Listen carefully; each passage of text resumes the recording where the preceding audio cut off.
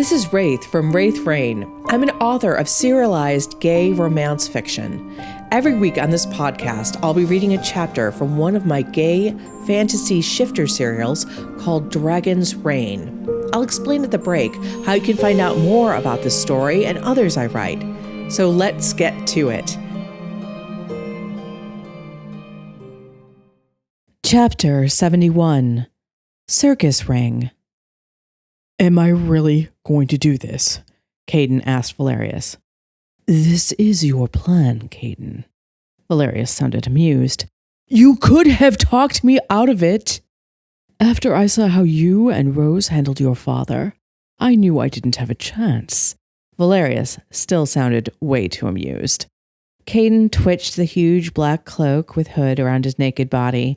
It was one of Valerius's normal cloaks that he wore when he traveled incognito in Reach. Caden was dwarfed by it. It pooled around his feet, and he could have wrapped himself 3 times over and had material to spare.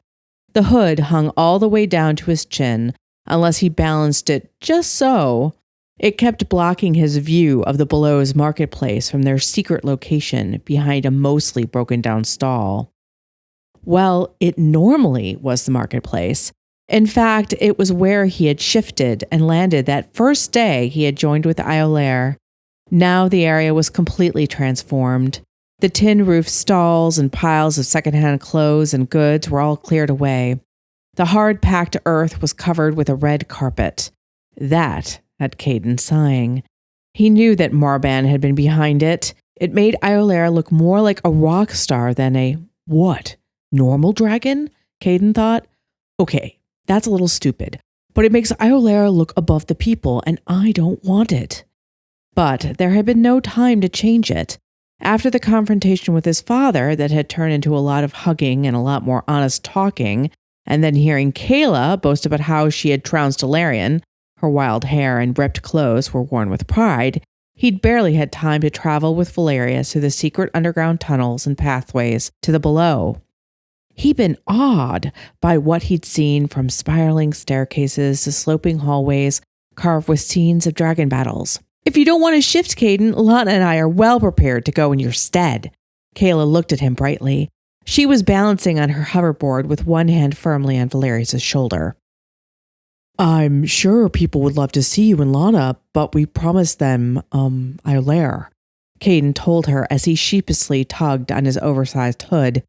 Some people might be wrongly disappointed just because they were expecting something and got something else, even if it is better.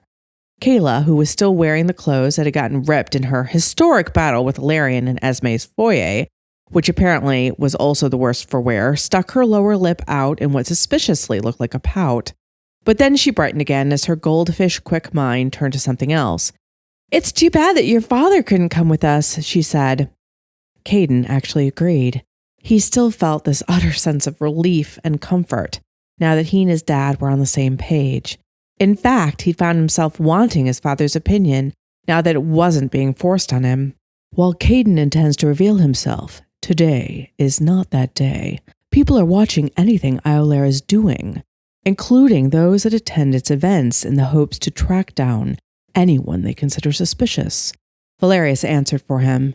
Oh, yeah. Esme and Tess were looking at that online. They always spend so much time staring at screens that Kayla, what were they seeing online about Iolaire?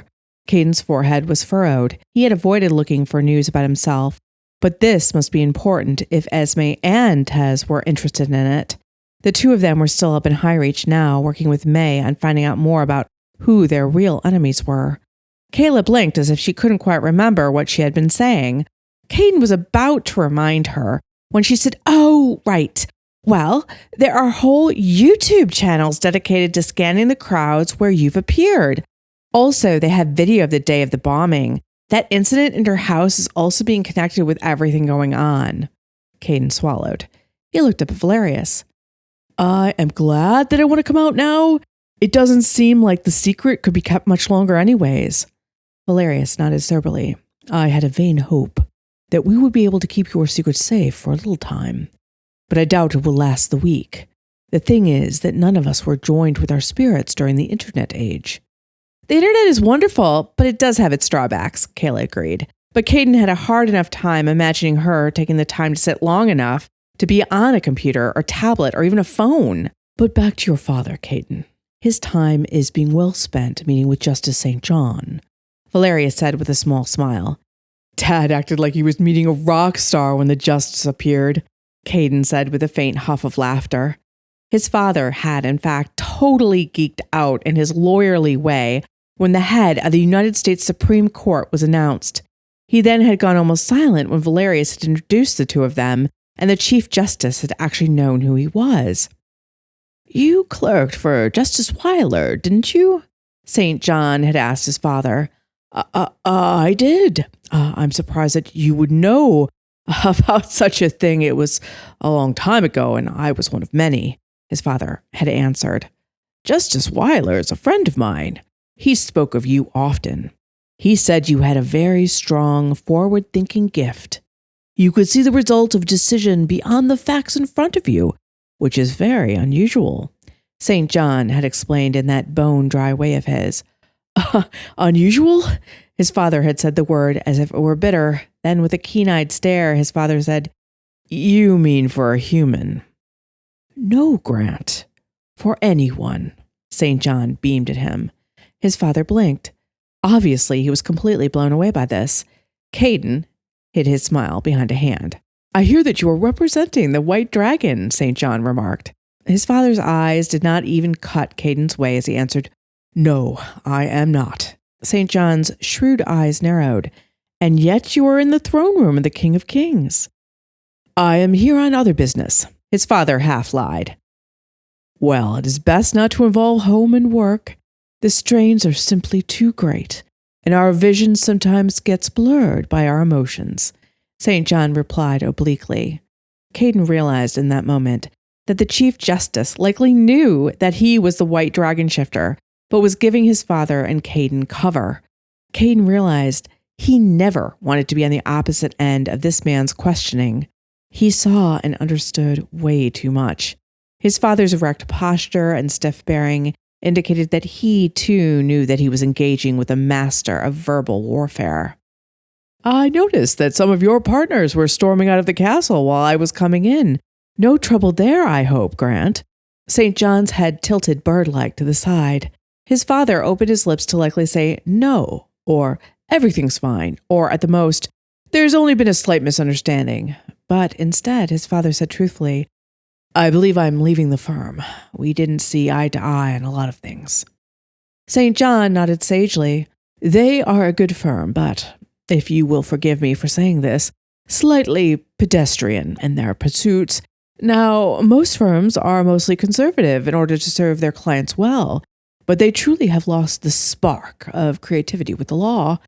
And I say this as a Supreme Court justice whose life is to uphold what has come before. But at the same time, we must look ahead. Something that, as I said, Justice Weiler said, you could do. His father narrowed his eyes for a moment, then a smile curled his lips. Justice St. John, are you trying to obliquely offer me a job? St. John put an arm around his father's shoulders. I might be at that. As King Valerius is otherwise indisposed, how about you and I discuss things? King Valerius had been warning staff to keep an eye out for Ilarion, as since the Green Dragon Shifter's pride had been hurt, he was likely to do something stupid and dangerous. Caden, will you be all right if I go off with the justice here for a moment? His father asked with such a hopeful look that even if Caden had needed his father in that moment, he wouldn't have kept him. Go on, Dad. I've got a thing going on, so I'm good. Caden waved him off. Justice St. John's lips twitched faintly at his use of the word thing. Yeah, the Chief Justice knew he was the White Dragon Shifter, and clearly also knew about Marban's announcement. The two of them had wandered off together while Caden got ready for his big petting moment. I think Tilly, more than my dad, will have a cow when she hears about this, Caden remarked, drawing out of his thoughts. She already got her ride, Valerius growled. You aren't really worried that me giving some kids a ride will change the fierce reputation of dragons, do you? Caden grinned up at him. If anyone ever asks me for a ride, we shall know just how much damage you and Iolaire have done." Valerius's eyes blazed at him, but there was a smile tugging at the corners of his mouth. "They would have to have a death wish to do that, but I suppose it could happen." Kayla blew a curl away from her face as she leaned around the stall to peer at what was happening in the main circus ring, as Caden was starting to call it in his head. Marban had roped off a walkway that was near them, but did not leave right to their location, but it was close enough that he could slip into it without being noticed.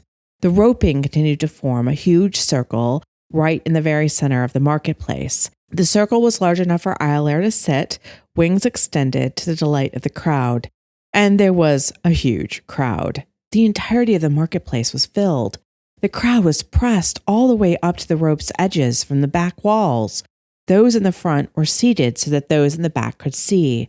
Children were given pride of place at the very front of the crowd, all frisking eagerly for Iolaire. Iolaire was frisking for them too. It expected huge amounts of petting. Caden was honestly impressed by how controlled the crowd was. That might have been aided by the fact that there were shifters positioned all around the outside edge of the roped-off area every 5 feet, not to mention that there were more shifters circulating in the crowd and clamping down on any potential criminal activity. Caden had a feeling the ones around the roped-off circle were swarm shifters, though he couldn't exactly say why. Maybe it was the way that they moved in this jittery motion followed by periods of extreme stillness. The ones in the crowd appeared to be rat and snake shifters slithering about. There were no police or claw. I hope you are enjoying Dragon's Reign so far. As you likely know at this point, I write a ton of other serials just like it. If you enjoy shifters, you probably like vampires. One of my favorite vampire serials I've written is called The Abyss. Think of vampires in space, and you'll have just a taste of what The Abyss is about. In The Abyss, Anarian Grey is half vampire, which gives him special powers that none of the other space marines have. But they also isolate him from the rest of humanity and vampire kind too, except for the vampire leader, Lord Abaddon. When Anarian serves on board the vampire flagship, The Abyss, he discovers that Abaddon wants him for more than just being the first, and potentially only, human-vampire hybrid. I warn you, there is a threesome action in this, but it's a lot of fun. You can read the first 5 chapters of The Abyss for free by clicking on the link in the description down below. Valerius had originally objected to this, banging one hand on the arm of his throne. "Marban, I will not have a meet and greet with Iolaire turned into a festival for criminal behavior, pickpocketing, mugging, and who knows what else. There needs to be order. Captain Simi and Nagoye can, as you have so graciously pointed out before, King Valerius, I control the below." Marban had interrupted smoothly. He stroked the front of his monk's robes. "I can assure you that there will not be one act of criminality during Caden's visit." "You can really make that happen?" Caden had asked. He had gone up onto the dais to be part of this argument. "Of course, dear boy." Marban smiled so easily it looked as if his mouth was oiled. "Everything will be perfect for you and Rose's special event." Rose joined them on the dais. Her hands worked nervously together. "When it was going to be a spontaneous event, grandfather, I didn't worry about things getting rowdy, but now with everything you've planned and the excitement that Iolaire causes, not to mention the press, things could go pear-shaped." "You don't think I can control my own people, granddaughter?" Marvan's voice was dangerously reasonable, but Caden could see the mobster's temper underneath it. No one in his organization, not even Rose, could question him like this. "I'm just worried about people in other parts of the city hearing and trying to come down," Rose quickly amended. "They don't respect the below or the people in it." Marban appeared mollified. Caden felt a flare of anger that there had been any threat in Marvan's voice to Rose at all. The king of the underworld hadn't truly left that darkness behind, no matter that he was on the highest peak in sunshine. "That is something the claw can handle.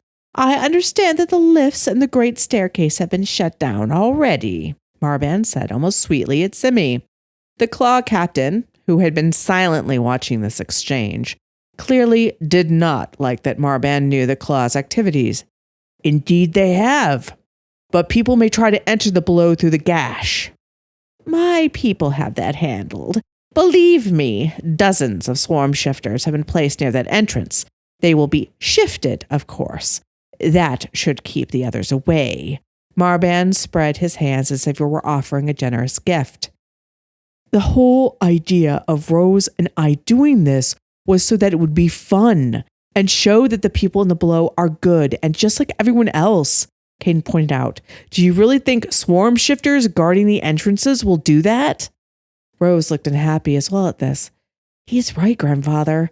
Just the mention of swarm shifters scare people. Do we really want to tell people not to be afraid on the one hand while using their supposed scariness with the other to keep order?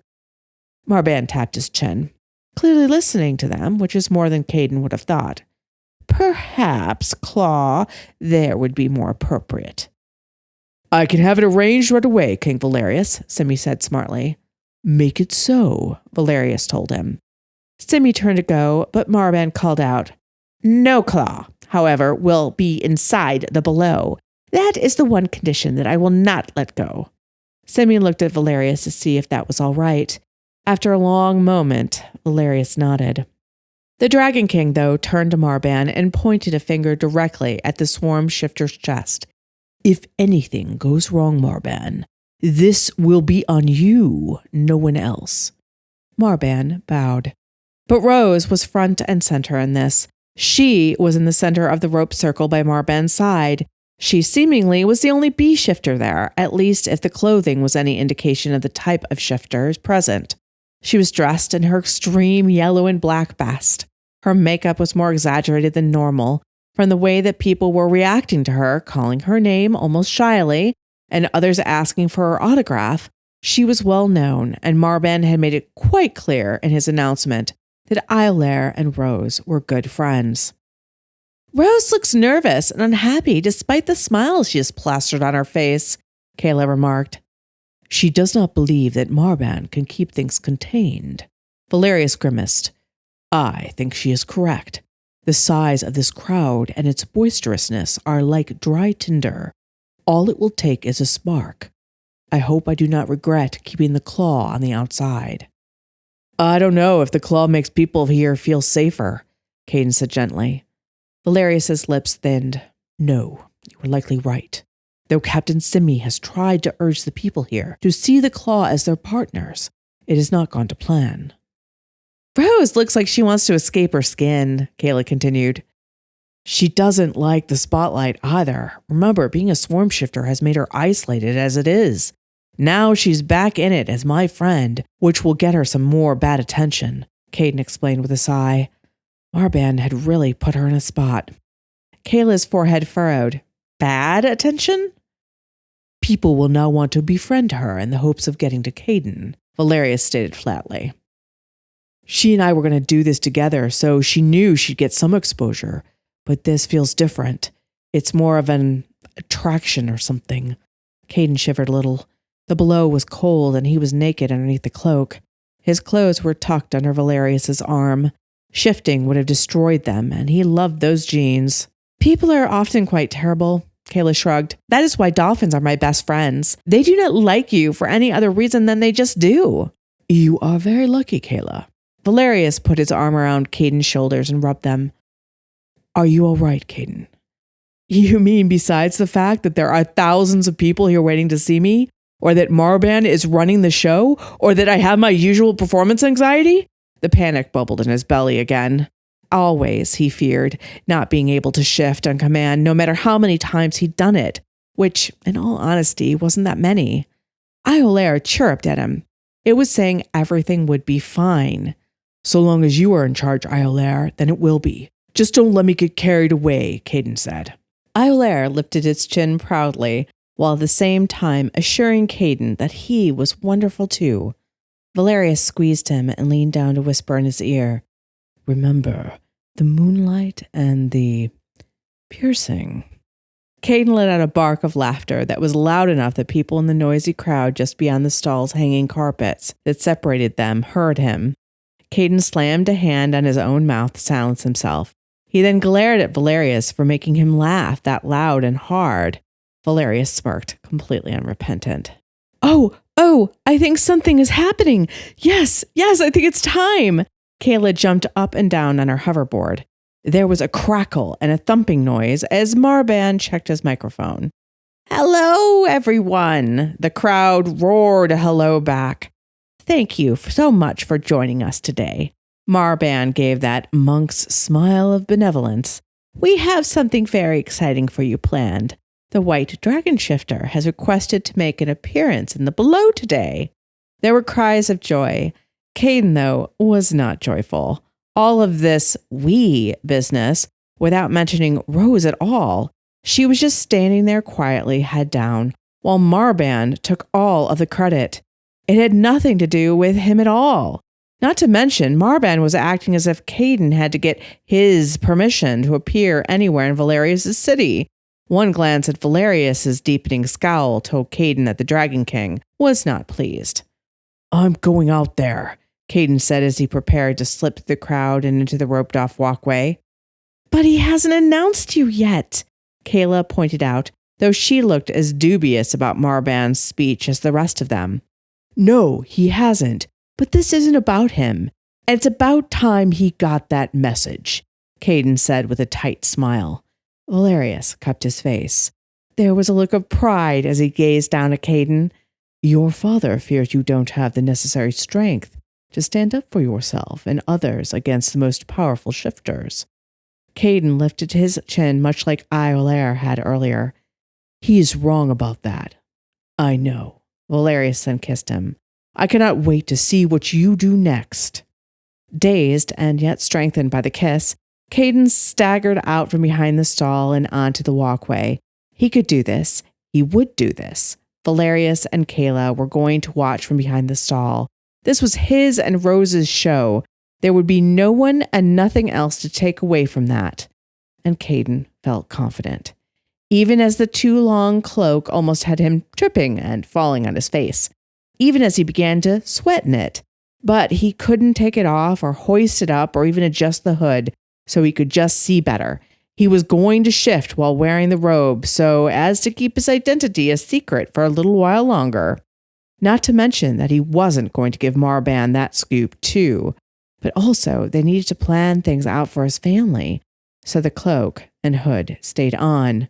But the moment that people started to notice him, the cloak and hood felt completely insufficient. They were going to see him. They were going to know. And what if he couldn't shift? He saw Marban droning on, but no one was paying attention. Rose's head shot up and she was looking at Caden's ungainly walk towards her. A smile twitched on her lips. The crowd's growing verbal excitement had even Marban stopping speaking as he realized no one cared what he had to say. Odd chants of Iolaire filled the below. His spirit's name echoed all around them. Caden suddenly smiled. All doubt fell away. He strode forward confidently, and instead of waiting until he was fully in the circle, Caden shifted. There were screams of delight and amazement as the white dragon appeared and the cloak and hood were shredded. Iolaire gracefully kept their wings and tail away from the crowd as they moved into the circle and went directly for Rose. They lowered their head and let out a puff of frost. This was all Iolaire's idea. The frost caused what looked to be a crown to appear over Rose's head. There were gasps. Rose reached up and touched their head with no fear and kissed their nose. Caden grinned. We've got this. I hope you enjoyed this week's chapter.